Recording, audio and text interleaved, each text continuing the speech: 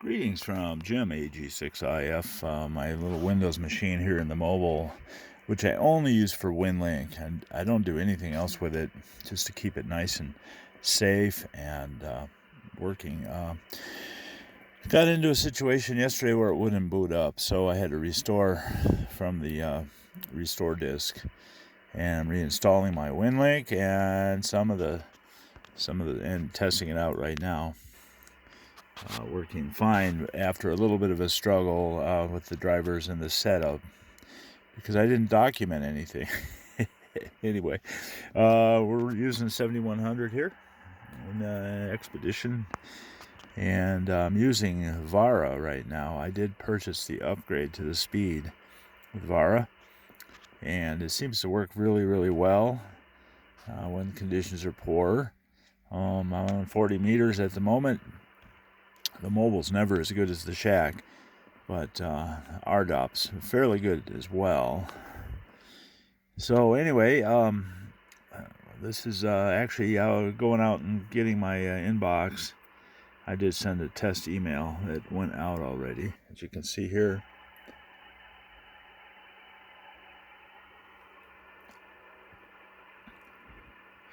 And we're receiving, I'm still getting some of the settings put back in place for my problem here.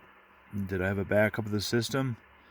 I thought I had a restore point, but it didn't seem to agree that I had a restore point. So nope, this is kind of using the HP restore utility.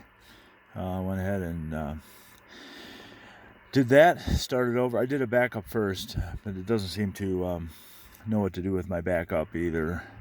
Of course, Windows is only half-baked anyway. I wish the Winlink software would work in a real operating system like Apple with their time sync or Linux, of course. Much more reliable. It's pretty scary when your machine just stops booting up automatically. Anyway, enough of my soapbox. Many years supporting Windows taught me to stay away from it and anything critical. All right, Winlink setup. I'm gonna see it's online. Yeah, now while session running. Okay, what I want to do is tweak a few things in here. I've got an email here. All right, I have one of my friends here, W7SR. Jim, test sending a message from the EOC in Douglas County. All right, good deal. Wants to talk to me about Vara. Cool, definitely. It's been a while since I've checked my box. This is from February 8th. So let's go ahead and reply to that. We'll get that response back to him, and we'll go from there. So anyway, settings. Let's take a quick look if I can get this settings screen to come up here. I just want to get capture the settings here. The main thing with the 7100, don't use the 7200 drivers. This is the way the settings need to be set up after you put the driver from ICOM on the machine. So in my case, when I plugged in, I went to COM3, and that's the CAT port. My radio set for 19.2. The PTT port, which seems to cause a lot of people problems. Just select it to the radio and make sure the 19.2 is set. You might have to set it to a COM port in order to flip the baud rate. Defaults to 9600. It won't let you change it, but it seems to have to be set on 19.2 where my radio is set. So that is the radio setup. The address 88 is important.